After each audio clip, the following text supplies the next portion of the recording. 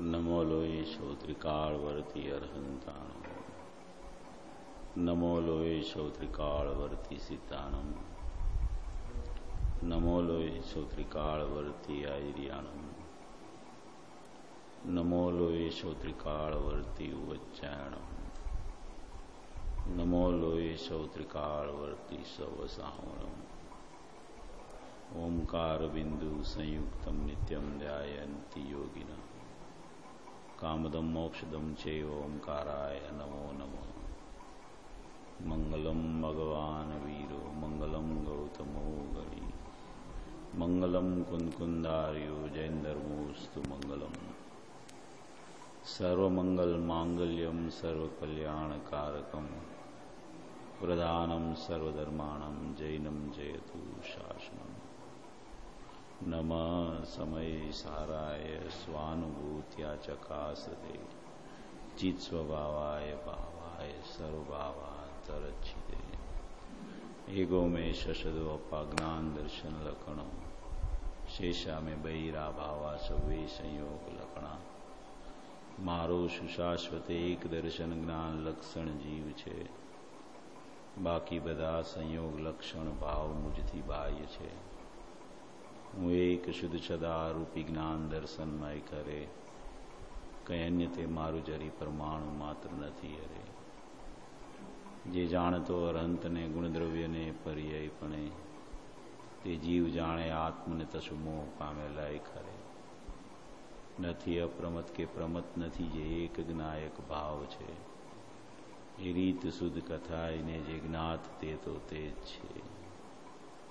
જેમ નેત્ર તેમજ જ્ઞાન નથી કારક નથી વેદ કરે જાણે જ કર્મોદય નિર્જરા બંધ તેમજ મોક્ષ ને ધ્રુવ ચલને અનુપમ ગતિ પામેલ સર્વેશિતને વંદી કહું શ્રુત કેવળી કથિતા સમય પ્રાકૃત। ઓમ શ્રી નમઃ શ્રીદેવ્ય નમઃ શ્રીદેવ્ય નમઃ શ્રીદેવ્ય।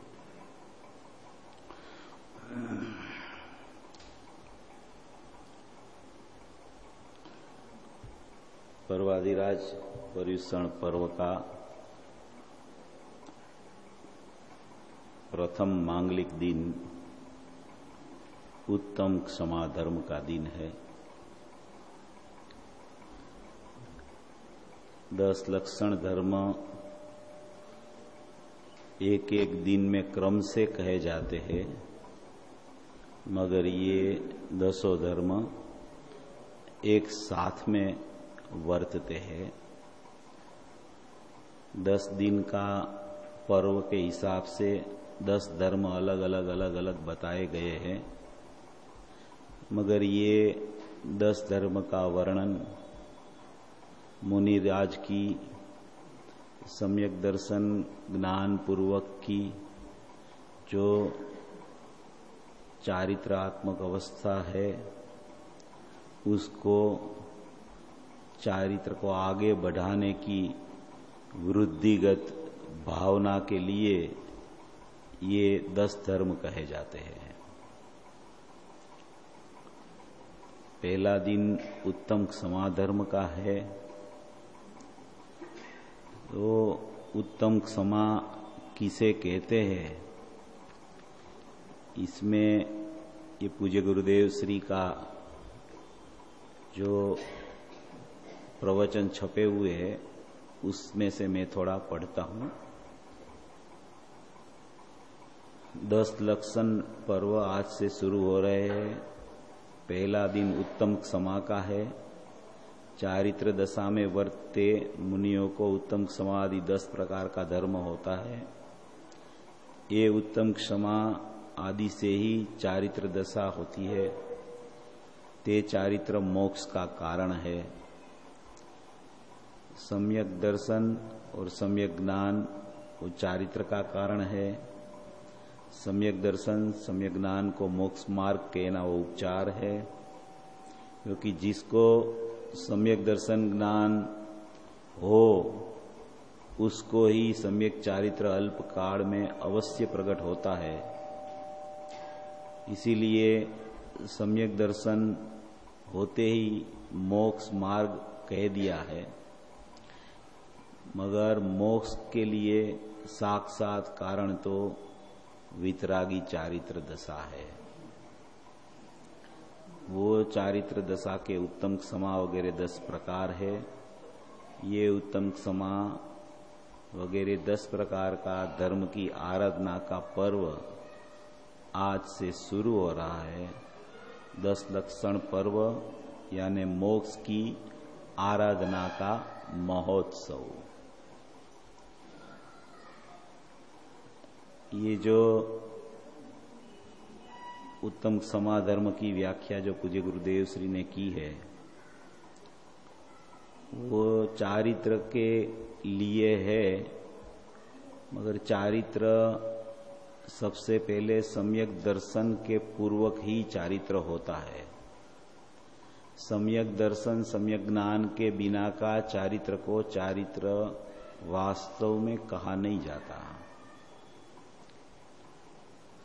कोई बाह्य वृत्ति से चारित्र प्रकट नहीं होता है। आंतरिक वृत्ति में जब उसकी प्रवृत्ति वृत्ति पूर्वक लग जाए शुद्धात्मा में तो सम्यक दर्शन होता है, और सम्यक दर्शन पूर्वक वो उसकी वृद्धि निरंतर दृढ़ता पूर्वक बढ़ने से उसकी सदुपयोग दशा में गुणस्थान की परिपाटी आगे बढ़ती है।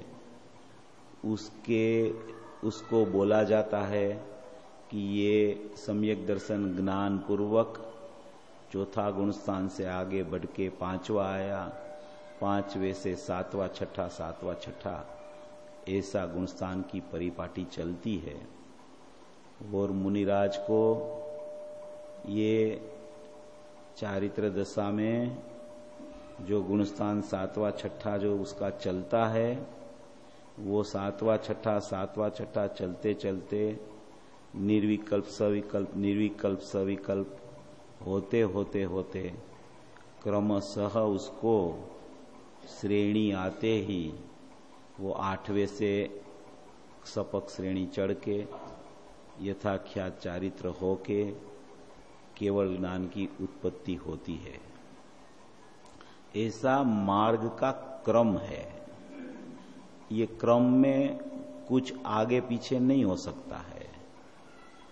प्रथम में प्रथम सम्यक दर्शन चौथे गुणस्थान की अवस्था में होता है, और वो सम्यक दर्शन प्रतीति रूप है, और प्रतीति के साथ में ही स्व संवेदन रूप सम्यक ज्ञान की उत्पत्ति उसी समय होती है, और उसी के साथ में ही चारित्र की भी स्वरूप आचरण लीनता आंशिकपने चौथे गुणस्थान में ही होती है।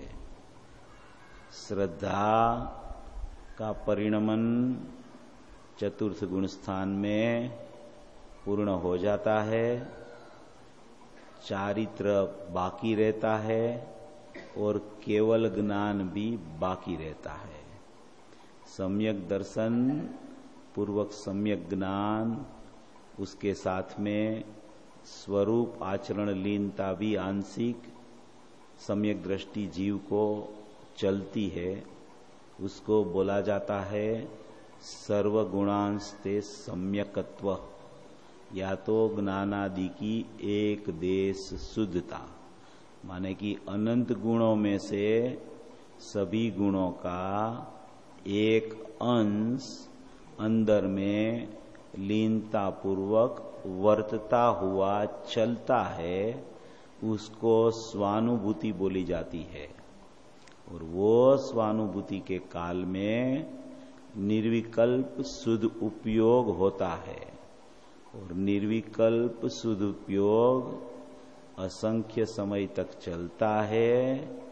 बाद में उसको वो निर्विकल्प ज्ञानी ध्यानी को सविकल्प दशा आती है, और सविकल्प दशा के समय में भी उसकी एक परिणति अंदर में विकल्पात्मक अवस्था होते हुए भी अंदर में परिणति, उसकी प्रतीति, उसका एक अंश ज्ञान और एक अंश चारित्र, ऐसे सर्वगुण आंशिक सम्यकपणे परिणति उसकी वर्तती रहती है। ऐसा ये मार्ग का क्रम है। ये क्रम भंग उसमें कुछ चल नहीं सकता है कि पहले व्रत नियम तप ले लेवे तो बाद में सम्यक दर्शन की हमको उत्पत्ति हो जाएगी, तो ये क्रम का भंग है। उसको पहले में पहले अनुक्रम में आना पड़ेगा। अनुक्रम ऐसा ही है, सम्यक दर्शन, सम्यक ज्ञान, स्वरूपाचरण, सम्यक चारित्र, उसके बाद में संयम रूप चारित्र, उसके बाद में यथाख्यात चारित्र और उसके बाद में अव्याबाद चारित्र। ये चारित्र का ऐसा क्रम है। उस अपेक्षा से ये 10 धर्म की व्याख्याएं चलती है। ये मुनिराज होते हैं, उसको 10 धर्म वर्तते हैं और ये क्रोध का अभाव पूर्वक जो परिणमन होता है उसको क्षमा का परिणमन बोला जाता है।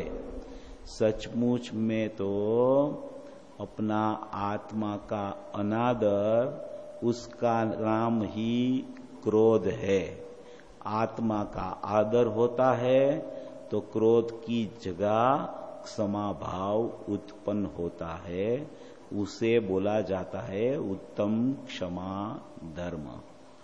ऐसी उत्तम क्षमा धर्म की व्याख्या है। और ये उत्तम क्षमा धर्म सब जीव को वर्ते, ऐसी भावना सब जीव को इस दिन में करनी चाहिए। और कोई क्रोध नहीं करना, उसका नाम क्षमा नहीं है। आत्म स्वरूप में लीन होते क्रोध की उत्पत्ति नहीं होना, उसका नाम क्षमा बोला जाता है। किसी को ऐसा लगे कि मैं अभी क्रोध करना बंद कर देता हूं, उसको उत्तम क्षमा नहीं बोली जाती। आत्मा की अनुभूति पूर्वक, आत्मा का स्मरण पूर्वक, आत्मा का वेदन पूर्वक जो अनुभूति की प्रकटता होवे, उसमें उसको स्वरूप का आचरण भी होवे, उसको बोला जाता है कि उसको क्रोध का अभाव ये समय में वर्त रहा है। उसे बोला जाता है उत्तम क्षमा धर्म। ये उत्तम क्षमा की व्याख्या हुई। अभी अपने को मोक्ष मार्ग प्रकाशक में से रहस्यपूर्ण चिट्ठी की बात लेनी है।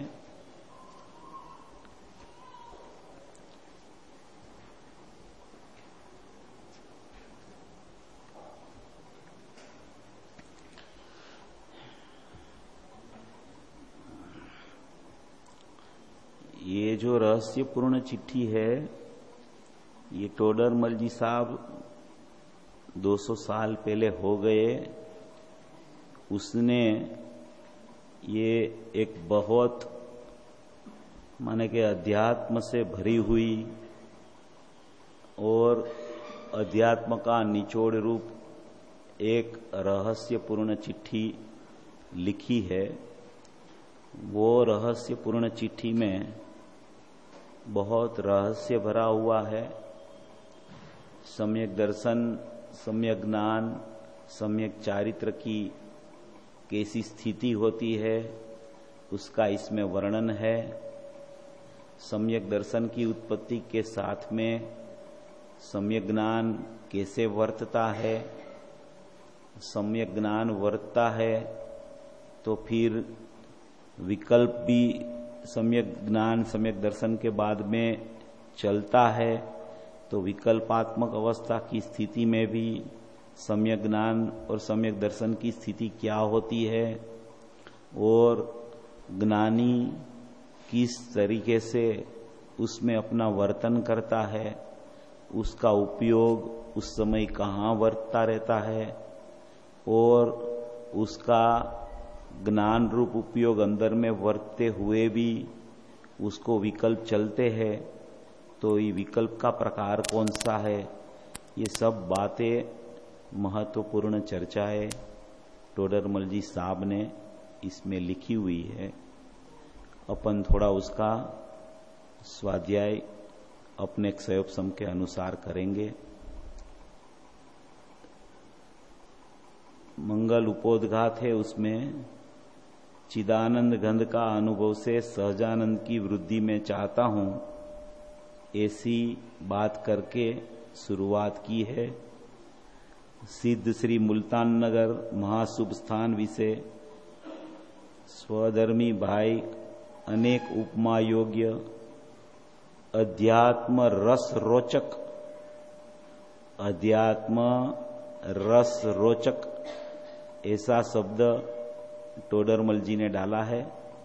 अध्यात्म रस रोचक माने कि जिसको अध्यात्म का एकदम तीव्रता से रस चढ़ गया है, उसका रस का रोचकपना जिसको वर्त रहा है, अध्यात्म की ऐसी प्रबल भावना जिसको वर्त रही है, इसके लिए ये चिट्ठी लिखी गई है।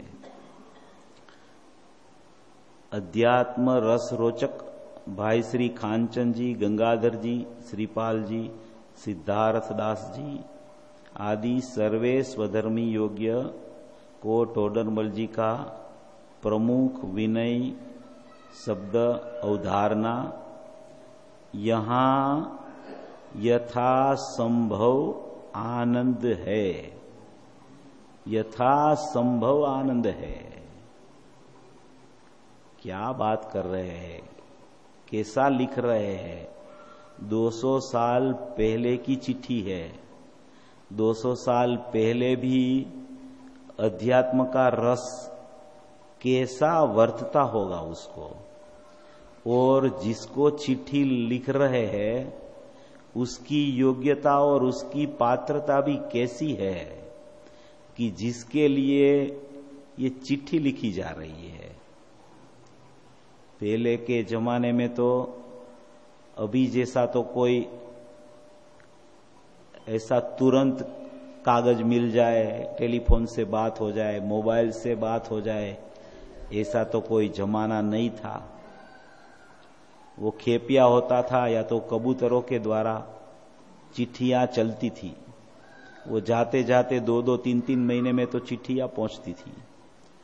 तो चिट्ठी लिखने वाले को जब तक उसका उत्तर नहीं आवे तब तक वो रोज राह देख के बैठा रहता था कि मेरा प्रश्न मैंने जो पूछा है उसका ज्ञानी पुरुष के मुखारविंद से, उसके हस्ताक्षर से कैसे उसका अक्षर दे मेरे पास पहुंच जाए और उसको मैं पढ़ के मेरी स्वभाव की स्मरण और स्वभाव की भावना में कैसे वर्तूं, उसी भावना से ही ये चिट्ठी लिखी जाती थी।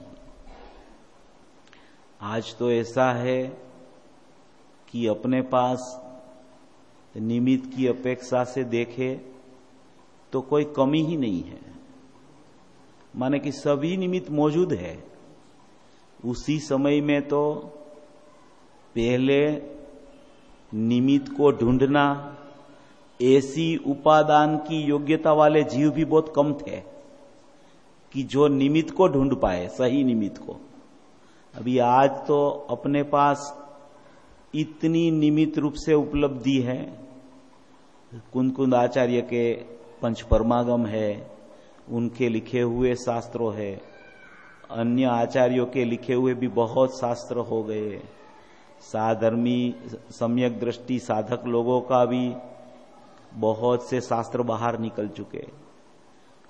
गुरुदेव का उस पर प्रवचन हो गया, ज्ञानियों की बात अपने पास आ गई, सीडी में सब बातें आ गई, जब चाहो तब जो प्रकरण सुनना हो, जिसका खुलासा चाहिए वो चीज निमित्त रूप से उपलब्ध है।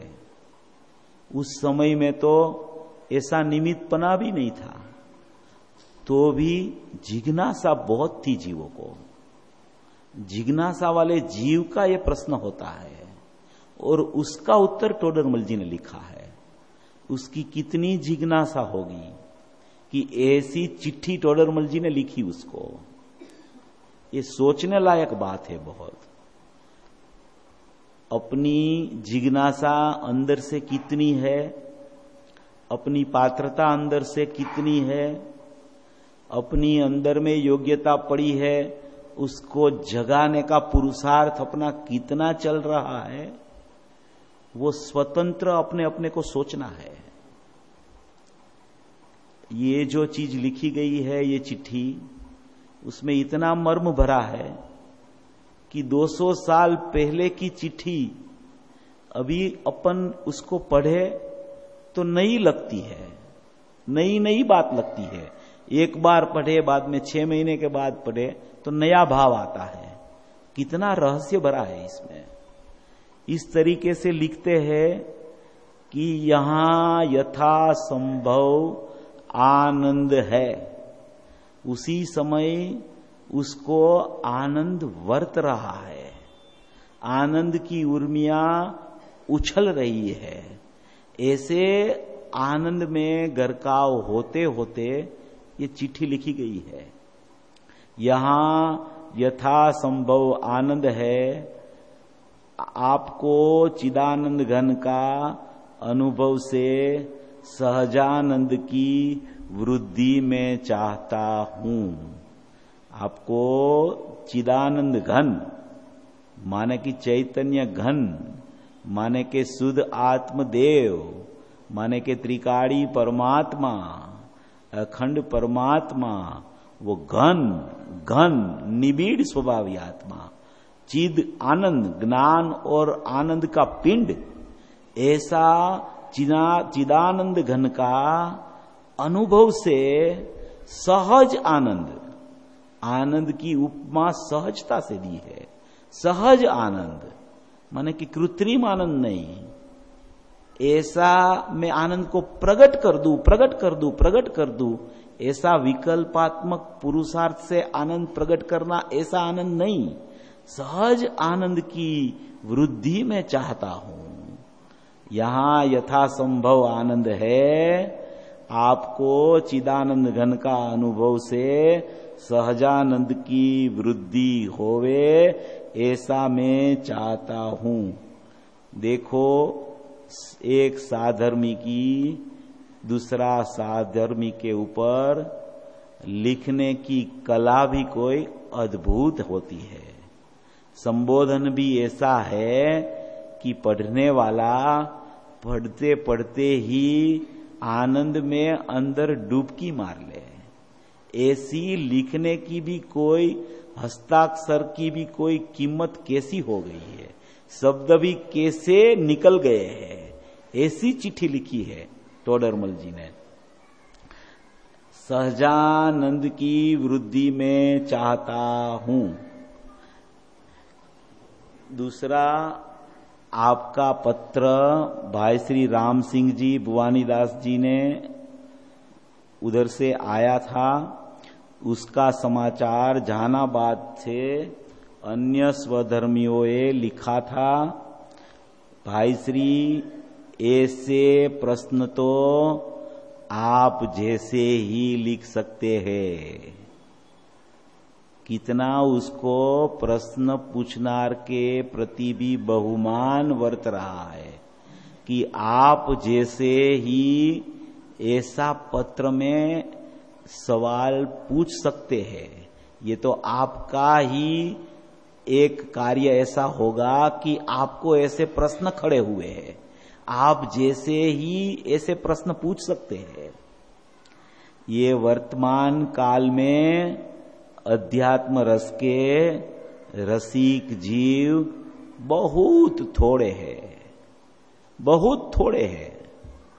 अध्यात्म रस के रसिक जीव, कि जिसको अध्यात्म माने शुद्ध आत्मा त्रिकाली चैतन्य देव, उसका जिसको रस चढ़ गया हो, ऐसे अध्यात्म रस के रसिक जीव, अध्यात्म रस के रसिक, जिसको अध्यात्म ही चाहिए और कुछ नहीं चाहिए। ज्यादा जानपना, ज्यादा क्षयोपशम बढ़ाना, ये शास्त्रों में ये लिखा है, ये गाथा में ये लिखा है, ये गाथा नियम सार की है, ये गाथा समय सार की है, ये गाथा प्रवचन सार की है, ये शास्त्र में ये पेज पे ये लिखा है, ऐसा क्षयोपशम बढ़ाने वाले को अध्यात्म का रस नहीं चढ़ता है। गाथाएं और शास्त्र, उसमें से ज्ञान नहीं आता है, ज्ञान में से शास्त्र निकलते हैं, ज्ञान में से गाथाएं निकलती है, ज्ञान में से शास्त्र की रचना होती है। इसलिए ज्ञान स्वभावी आत्मा है, उसको अध्यात्म बोला जाता है।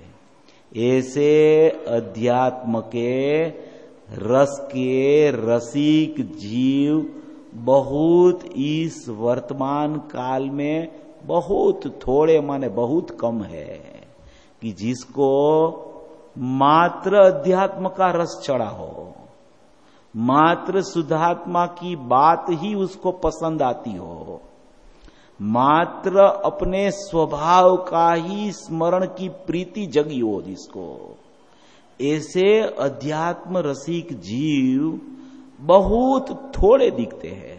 ये 200 साल पहले की बात है। अभी तो आगे काल बढ़ने लगा, तो अभी तो ऐसा हो गया कि बहुत जीवों को अध्यात्म का रस चढ़ा हुआ है। नहीं चढ़ा हुआ ऐसा नहीं है। आचार्य के शास्त्र, उसका प्रतिपादन गुरुदेव ने किया, गुरुदेव ने सही मार्ग बताया, आत्मा को ढूंढने की कला सिखा दी कि शुद्ध आत्मा तेरा तेरे पास है, बाहर कहीं में तेरा कारणपना नहीं पड़ा है, तेरा कार्य प्रकट होने का कारण तेरे अंदर में तेरे पास है, ऐसा तू कारण परमात्मा मौजूद है। ऐसे कारण परमात्मा को तू देख ले तो तेरा कार्य अब भी इसी समय प्रकट हो जाए, ऐसी तेरी योग्यता ज्ञानियों के निमित्त से, तेरे पुरुषार्थ से अभी पक गई है। ऐसे अभी का काल तो सुवर्ण काल है, पंचम काल नहीं है, ये सुवर्ण काल है। जिसको अपना शुद्धात्मा चाहिए, जिसको वास्तव में उसकी गरज हो, सचमुच में जिसको शुद्धात्मा की प्रीति होवे, उसको आत्मा न मिले ऐसा कभी हुआ नहीं है, होगा नहीं और होने वाला भी नहीं है। सचमुच में अंतर से, प्रामाणिकता से, माने कि ऐसी प्रामाणिकता कि मेरा आत्मा मुझे नहीं मिलेगा, अगर मेरा आत्मा का दर्शन मुझे इस भव में नहीं हुआ, ऐसा उसको अंदर से ऐसा लगने लगे कि अनंत काल चला गया, अभी ये ऐसा काल आया जहां सच्चे देव शास्त्र गुरु मिले, उसको समझाने वाले पुरुष मिले, और वो मैं समझने लगा और मेरी भावना अंदर में चलने लगी, ऐसा पुरुषार्थ मेरा चलने लगा। अभी या तो मेरा, सोगानी जी बोलते हैं ना, कि या तो मुझे आत्मा मिल जाए या तो ये शरीर चला जाए, बस मेरे आत्मा मुझे इस मिलना ही चाहिए। इस काल में, ये पर्याय में आत्मा मिलना और मिलना ही चाहिए। उसको बोलते हैं सच्ची प्रतिज्ञा, उसको बोलते हैं सच्ची भावना, वो अभी तो ये काल में तो ऐसा होना ही चाहिए। माने कि कितना अध्यात्म का प्रतिपादन सच्चा अपने हाथ में आ गया है, अपने को रास्ता मिल गया है। पहले तो अपने पास रास्ता भी नहीं था कि ये रास्ते पे चले कि ये रास्ते पे चले। अभी तो रास्ता मिल चुका है, मार्ग मिल गया है, तो बस मार्ग पे अपने को चलना है। जहां गुरुदेव के कदम पड़े हैं वहां ही अपना कदम रख के अपने को चलना है। बस अपना कार्य उतना ही है कि जो ये पुरुष ने मार्ग बताया वो मार्ग पे अपन चले तो मोक्ष मार्ग की उपलब्धि ये पर्याय में होवे होवे और होवे। ऐसा वर्तमान काल में अध्यात्म रस के रसिक जीवो तो बहुत थोड़ा है, ऐसे 200 साल पहले लिखते हैं। अभी तो ऐसे जीव बहुत है। वो लिखते हैं ने, दीपचंद जी लिखते हैं ना कि मैं आगम और अध्यात्म की बात करता हूं तो सुनने वाले मेरे को मिलते नहीं, इसलिए ये बात मैं लिख जाता हूं कि ये लिखी हुई चीज कभी किसी को मिलेगी और ये पढ़ेगा और उसकी योग्यता पक गई होगी तो उसको आत्मस्मरण आत्मस्व संवेदन हो जाएगा। ये पूर्व के काल में ऐसा था, मगर अभी तो क्या है, इतने जीव इकट्ठे होते हैं तो रुचि के बिना तो कोई जीव ऐसी बात सुनने के लिए तत्पर नहीं होते हैं। क्योंकि अपने यहां तो आगम का सुमेल पूर्वक अध्यात्म की ही बातें चलती है और तो कोई बात चलती नहीं है। तो अभी तो अध्यात्म के रसिक जीव बहुत हो गए हैं, पहले बहुत थोड़े थे, अभी तो बहुत हो गए हैं। धन्य है उसको जो स्वानुभव की वार्ता भी करते हैं, स्वानुभव की चर्चा करते हैं, अनुभूति कैसे होवे, अनुभूति का विषय कहां छिपा हुआ है, मेरी अनुभूति मुझे कैसे तत्परता से मिल जाए, मुझे स्वसंवेदन की प्राप्ति कैसे हो जाए, ऐसी तत्परता तो करना ही चाहिए। इसमें ये लिखते हैं कि जो अध्यात्म रस के रसिक जीव बहुत थोड़े हैं, धन्य है जिसको स्वानुभव जीव जो स्वानुभव की वार्ता भी करते हैं। बाद में लिखा है, ये मेरे पास गुरुदेव का प्रवचन का शास्त्र है ना, उसमें बीच बीच में आता है, भाई श्री आपे जो प्रश्न लिखा है उसका उत्तर मेरी बुद्धि के अनुसार कुछ लिखता हूं। ये टोडरमल जी साहब लिखते हैं। उसका क्षयोपसम इतना सम्यक ज्ञान पूर्वक का क्षयोपसम कि उसने सम्यक ज्ञान चंद्रिका नाम का ग्रंथ बनाया, उसमें लाखों श्लोक लिख दिए उसने। इतना क्षयोपसम सम्यक ज्ञान पूर्वक होते हुए भी वो पुरुष ऐसा लिखते हैं कि आपका जो प्रश्न आपने लिखा है उसका उत्तर मैं मेरी बुद्धि अनुसार थोड़ा लिखता हूं, कुछ लिखता हूं। अभी थोड़ा सा बोलने का आ जाए कोई जीव को, थोड़ा सा शास्त्र का ज्ञान हो जाए, थोड़ा सा गुरुदेव बोलते हैं ऐसा बोलना भी सीख जाए तो उसका तो पारा कहीं चला जाता है। और ये पुरुष ऐसा लिखते हैं कि मैं मेरी बुद्धि के अनुसार कुछ लिखता हूं, थोड़ा लिखता हूं, ऐसा लिखते हैं, ऐसा बोलते हैं। देखो सम्यक ज्ञानी पुरुष की निर्माणता कितनी, उसकी लिखने में भी निर्माणता दिखती है अपने को। और अध्यात्म आगम के चर्चा गर्भित पत्र तो शीघ्र शीघ्र ही लिखते रहना। आगम और अध्यात्म से चर्चा गर्भित पत्र तो आप शीघ्र से शीघ्र लिखते ही रहना। ऐसे अध्यात्म और आगम के पत्र भी आते हैं ना, तो उनका ज्ञान भी एकदम जागृत हो जाता है। ज्ञानी का ज्ञान भी जागृत होता है। जागृत तो होता है, विशेष जागृति आती है उसको। कोई भी प्रश्न सामने आवे न, तो उसमें उसकी ज्ञान की कसरत ज्यादा चलने लगती है। उसका ज्ञान प्रबल होता है, गाढ़ है, उसमें से प्रगाढ़ होता है। इसलिए वो लिखते हैं, और सामने वाले का समाधान भी हो जाए इसके लिए लिखते हैं कि अध्यात्म और आगम से चर्चा गर्भित पत्र तो शीघ्र ही शीघ्र आप लिखते रहना, देते रहना।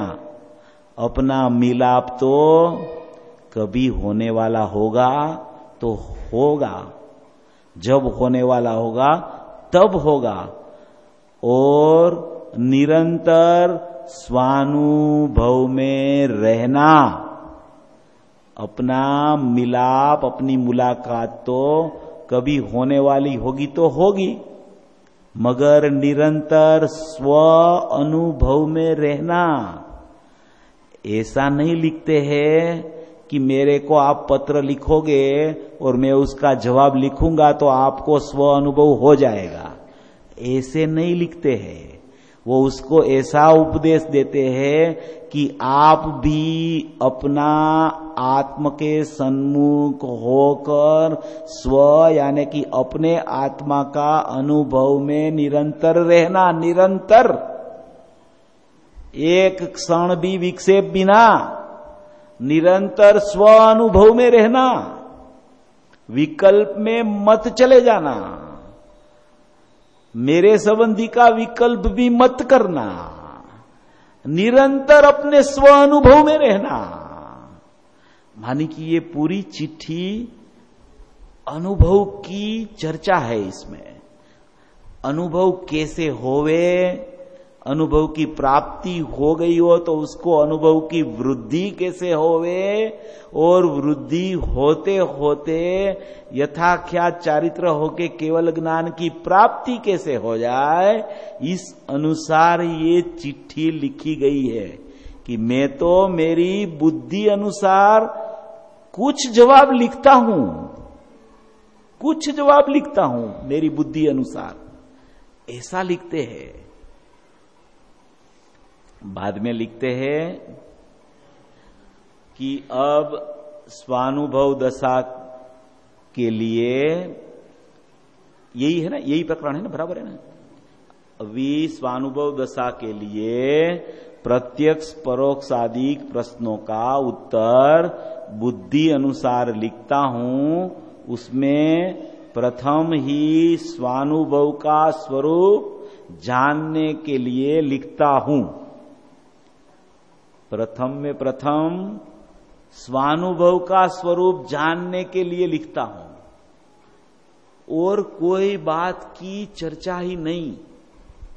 स्वानुभव कैसे होवे, बस एक ही बात, स्वानुभव कैसे होवे, मुझे अतीन्द्रिय आनंद कैसे प्रकट हो जाए, मुझे मेरी वर्तमान पर्याय में दुख भासित हुआ है, इसीलिए मैं अभी सुख की प्राप्ति कैसे होवे उसका संशोधन में पड़ा हूं मैं। तो वो संशोधन मेरे को अभी मेरी पर्याय में दुख लगा है।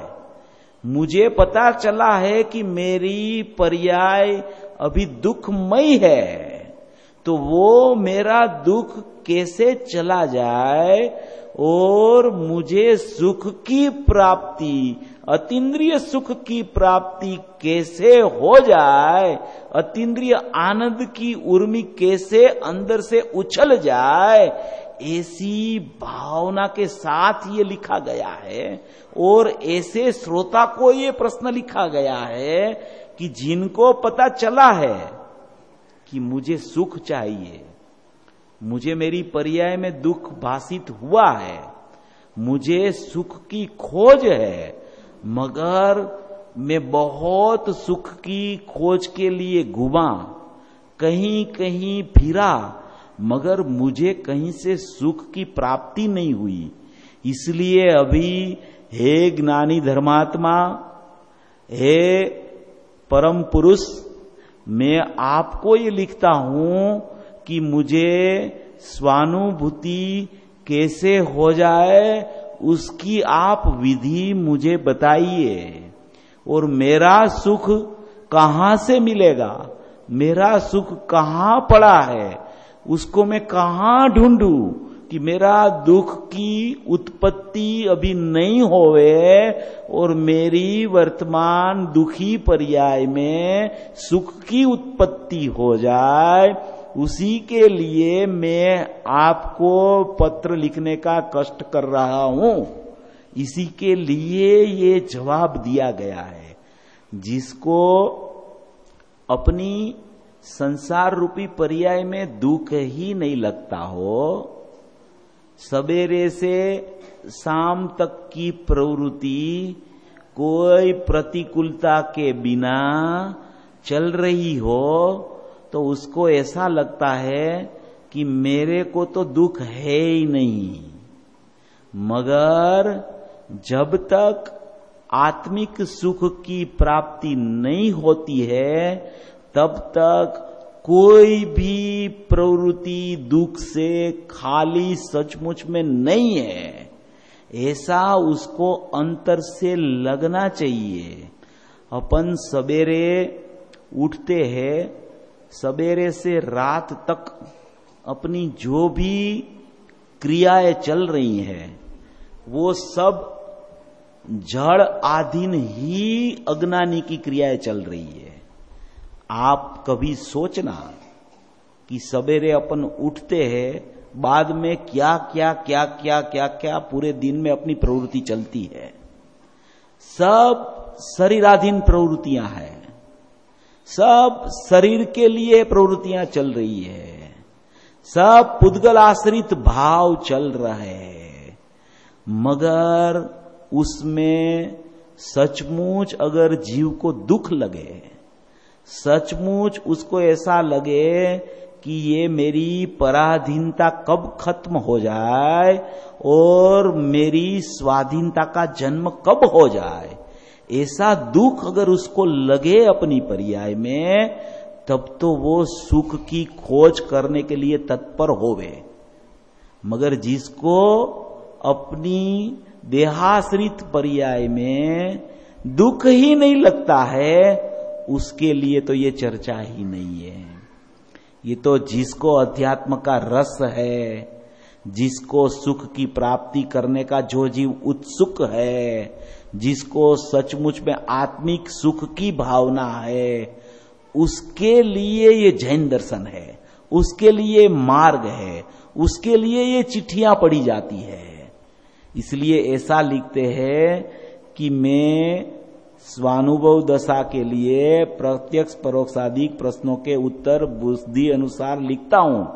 उसमें प्रथम ही स्वानुभव का स्वरूप जानने के अर्थे लिखता हूं।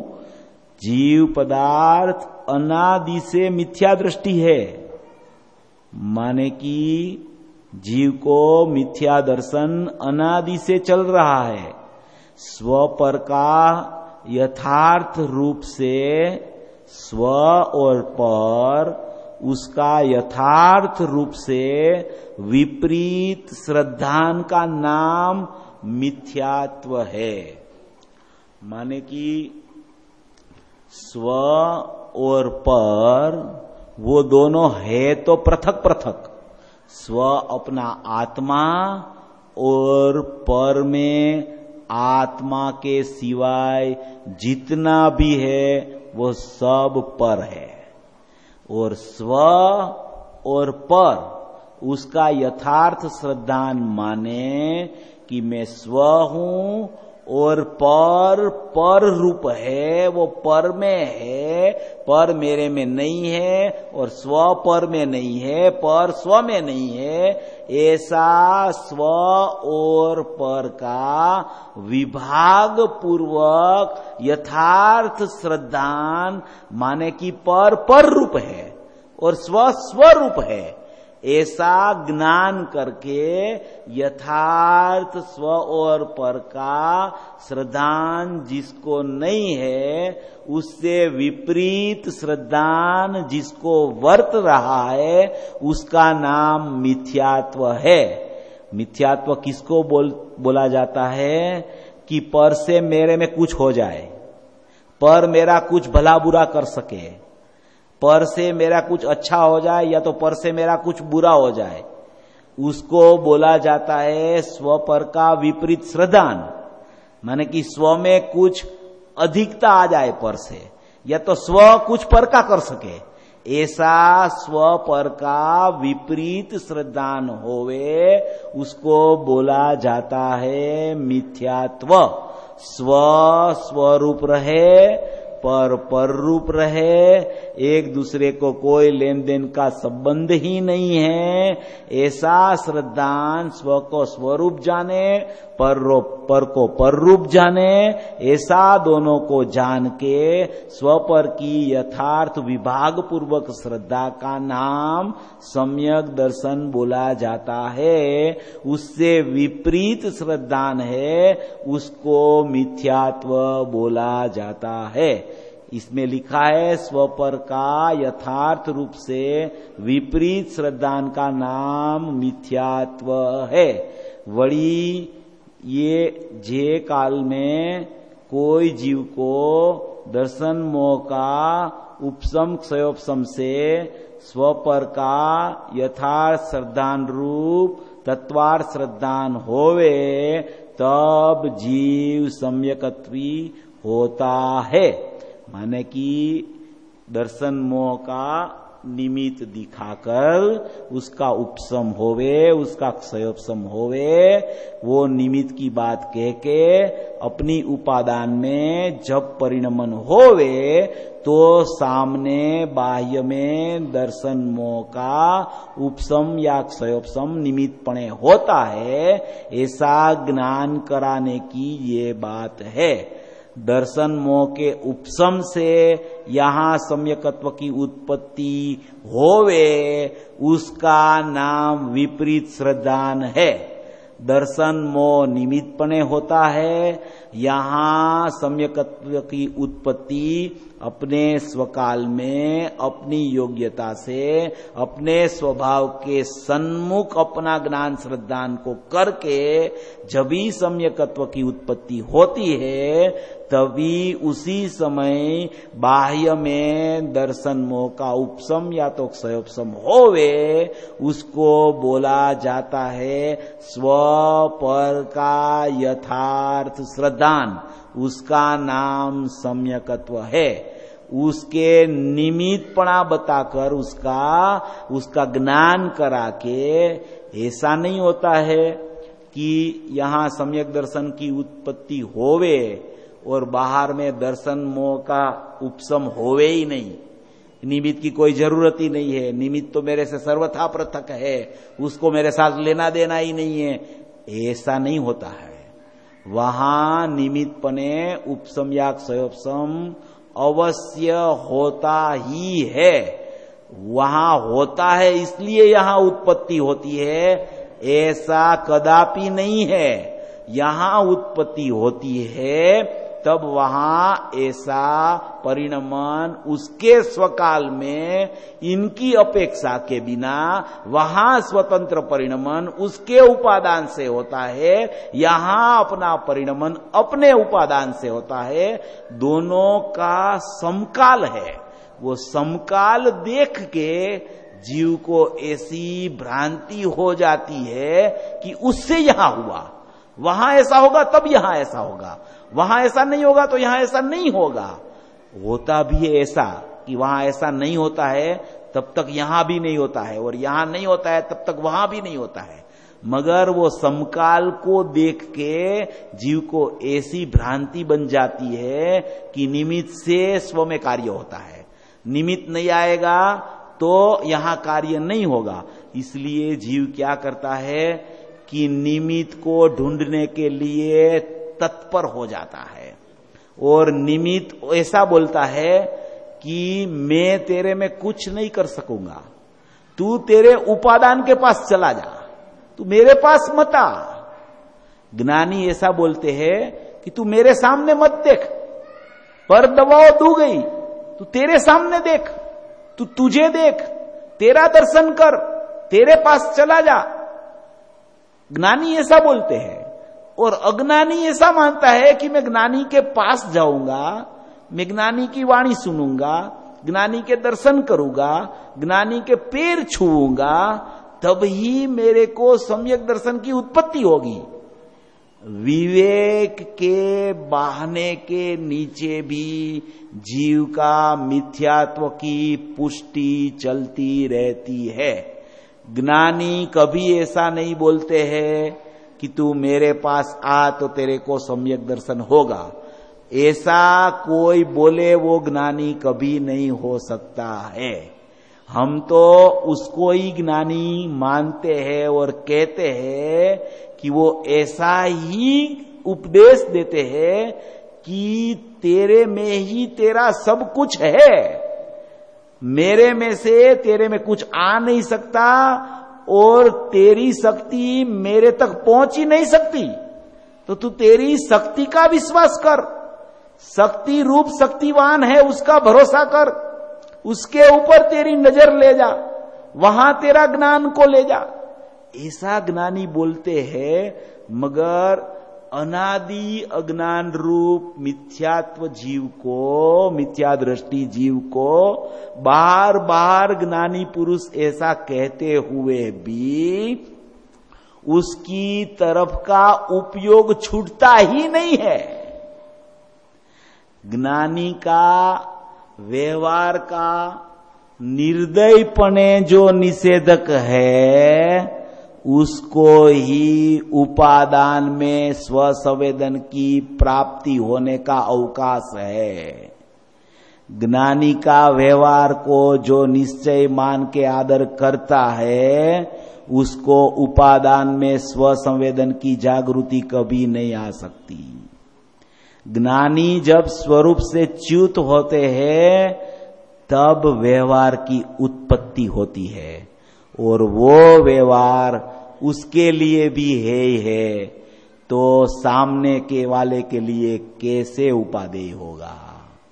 ऐसी ज्ञान में समझ करके अपना चैतन्य तत्व का बहुमान लाके, अपना ज्ञायक देव का, अपना त्रिकाली स्वभाव का, अपना शुद्ध आत्मा का लक्ष्य करके उसकी प्रतीति करने के लिए जो जीव तत्पर होता है, उसको स्व पर का यथार्थ विवेक है, उसको स्व पर का श्रद्धान का नाम सम्यक दर्शन बोला जाता है।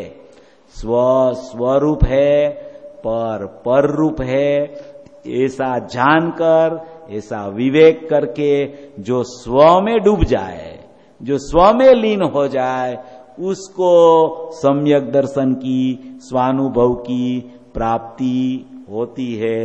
ऐसा यहाँ टोडरमल जी साहब चिट्ठी में लिखते हैं। ये कोई काल में जीव को दर्शन मोह का उपशम क्षयोपशम से स्वपर का यथार्थ श्रद्धान रूप से तत्वार्थ श्रद्धान होवे, तब वो जीव सम्यकत्वी होता है। इसीलिए स्वपर का यथार्थ श्रद्धान में शुद्धात्म श्रद्धान रूप निश्चय सम्यकत्व गर्भित है। अभी यहां ये बात थोड़ी उसने व्यवहार की अपेक्षा में निश्चय सम्यक दर्शन अंदर गर्भित कैसे होता है, ये बात को टोडरमल जी ने थोड़ी इसमें छेड़ी है कि स्वपर का यथार्थ श्रद्धान में शुद्धात्म श्रद्धान रूप निश्चय सम्यकत्व गर्भित है। माने कि स्वपर का यथार्थ श्रद्धान जिसको होता है ना, वो उसको तो निश्चय सम्यकत्व तो अंदर गर्भितपणे होता ही है। अगर निश्चय सम्यक दर्शन नहीं होवे तो व्यवहार रूप स्वपर का श्रद्धान भी व्यवहार नहीं बोला जा सकता। जिसको व्यवहार प्रकट होता है वो हमेशा निश्चय पूर्वक व्यवहार होता है। निश्चय बिना का व्यवहार को व्यवहाराभास बोला जाता है। जिसको निश्चय है उसको ही यथार्थ रूप का व्यवहार प्रकट होता है। निश्चय के साथ में चलने वाला विकल्प को व्यवहार बोला जाता है। वो ऐसा विकल्प उत्पन्न होता है, वो विकल्प में, वो व्यवहार में, अंदर में शुद्धात्मा का निश्चय श्रद्धान गर्भितपणे यानी कि परिणति रूप होता ही है। ऐसा टोडरमल जी ने ये चिट्ठी में लिख के निश्चय व्यवहार का यथार्थ स्वरूप बताने का प्रयत्न किया है। तो इसमें ये जो बातें इसमें आई उसमें एक तो जीव जो है वो अध्यात्म का प्रेमी होता है। पहले तो अध्यात्म का प्रेम है, अध्यात्म की जिसको प्रीति है, जिसको शुद्ध आत्म तत्व की उपलब्धि ही चाहिए और कोई वांछा नहीं है, उसके लिए ये ज्ञानी चिट्ठी लिखते हैं। और वो चिट्ठी लिख के ऐसा लिखते हैं कि आप भी निरंतर स्वानुभव में ही रहना, क्योंकि आपकी चिट्ठी में ऐसा हमको मालूम पड़ा है कि आपको अध्यात्म का रस बहुत चढ़ गया है। आपने जो चिट्ठी लिखी है उसमें आपके प्रश्न है वो ऐसे है कि आपको अध्यात्म के सिवा कुछ चाहिए ही नहीं, ऐसा हमें मालूम पड़ा है। इसलिए हम ऐसा आपको लिखते हैं कि आप तो निरंतर स्वानुभव में रहना और ऐसे पत्र लिखते रहना। उसका अर्थ ऐसा है कि पत्र लिखो ने तो ऐसा अध्यात्म सभर लिखना। पत्र लिखने के लिए नहीं बोलते हैं उनको वो कि आप बार बार पत्र लिखते रहना और मैं जवाब देते रहूंगा, इसके लिए बोलते नहीं। ऐसे नहीं बोलते हैं। वो किस लिए लिखा है कि आप अगर पत्र लिखने का भी विकल्प आवे ना तो ऐसा पत्र लिखना अध्यात्म और आगम और अध्यात्म का सारभूत अध्यात्म निकले, ऐसा पत्र लिखते रहना। ऐसा पत्र लिखना कि जिसमें अध्यात्म जिसमें से निकले, ऐसा पत्र लिखना। और नहीं तो पत्र लिखना, बाकी तो आप है ने निरंतर स्व अनुभव में ही रहना। पत्र लिखने का विकल्प भी ज्यादा नहीं करना। अगर निरंतर में स्व अनुभव में नहीं रह सको तभी अध्यात्म सबर पत्र लिखना। विकल्प आवे तो भी अध्यात्म लिखने का विकल्प करना, उसके अलावा कोई विकल्प नहीं करना कि मेरे को अभी सम्यक ज्ञान की प्राप्ति कब होगी, ऐसा पत्र मत लिखना। सम्यक ज्ञान का स्वरूप कैसा है, वो शुद्धात्मा कैसा है, शुद्धात्मा को कैसे मैं पहचानूं, शुद्धात्मा की कैसी अंदर में भावना करूं, ऐसा पत्र में अध्यात्म रसरोचक ऐसा लिखा है ना संबोधन। वो इसीलिए लिखा है कि उसने बात अध्यात्म की पूछी है और कोई बात ही नहीं पूछी है। मेरा स्वकाल कब पकेगा, ऐसा नहीं लिखा उसने। अध्यात्म कैसा है ऐसा प्रश्न किया है, इसलिए उसने लिखा है कि निरंतर स्वानुभव में रहना। और स्वानुभव में न रह सको तो स्वानुभव स्वभावी शुद्ध आत्मा है, ऐसा उसको कैसे जानना, कैसे समझना, ऐसा पत्र अध्यात्म सबर लिखना, ऐसा इसमें टोडरमल जी ने संबोधन किया है। ऐसी बातें ज्ञानी पुरुष की समझ के, सुन के अपने को ये प्रेरणा लेनी चाहिए कि ये जो 10 लक्षण पर्वादिराज पर्यूषण पर्व आज से शुरू हुए हैं, तो मेरे को त्वरित में त्वरित मेरा शुद्धात्मा कैसे समझ में आ जाए, मेरे को जल्दी सम्यक दर्शन प्रकट हो जाए, ऐसी भावना नहीं करना। भावना शुद्धात्मा की करना, तो भाव तो प्रकट होगा ही, मगर भावना शुद्धात्मा की करना कि मेरा शुद्धात्मा मुझे कैसे समझ में आ जाए, मेरा शुद्धात्मा कैसा है वो कैसे जानने में आ जाए, उसको मैं त्वरित कैसे समझ लूं, बस उसी का नाम सम्यक दर्शन है। ऐसी भावना करके अपने आत्मा को समझने के लिए खोजी बन जाना। खोजी हमेशा जिंदा रहता है और वादी है ना वो मर जाता है। माने कि खोजी रहना, हमारे कहावत आती है ना कि खोजी जिंदा रहता है और वाद विवाद करता है वो मर जाता है। तो खोज करना, संशोधन करना, मेरा आत्मा कहाँ है, मुझे क्यों नहीं मिलता है, कहाँ है, मैं अभी ढूंढ लूं, उसकी प्राप्ति मुझे क्यों नहीं होती है, मेरा आत्मा कहाँ छिपा हुआ है। ज्ञानी पुरुष बोलते हैं तेरे पास है, तेरे में है, तेरा सुख तेरे में भरा है। मृग को खबर नहीं है, मृगला को, कि मेरी नाभि में कस्तूरी छिपी हुई है, इसलिए वो दोट बाहर बाहर बाहर लगाता रहता है। और बात तो ऐसी है कि उसको कस्तूरी की सुगंध भी आती है, कस्तूरी तो है मगर कस्तूरी की सुगंध आती है और उसको पता नहीं चलता ये सुगंध कहां से आती है। ऐसे जीव के पास शुद्धात्मा तो है अपने पास, और शुद्धात्मा का बाल गोपाल सबको अनुभूति स्वरूप शुद्धात्मा जानने में भी आ रहा है। जैसे वो मृगला को सुगंध आ रही है, ऐसा अपने ज्ञान में शुद्धात्मा जानने में भी आ रहा है, फिर भी उसका स्वीकार नहीं करता है। बस गलती इतनी है, ये गलती अभी निकल जाएगी। अनंत काल की अपेक्षा से देखे तो ये ज्ञानी पुरुष के मिलने के बाद अभी मोक्ष मार्ग का काल तो बहुत नजदीक है, बहुत नजदीक है। अनादि काल से जो ये मिथ्यात्व में डूबता हुआ चलता चलता चलता चलता आया और ऐसे पुरुष मिले, उसने भव का अभाव करने का किनारा दिखा दिया।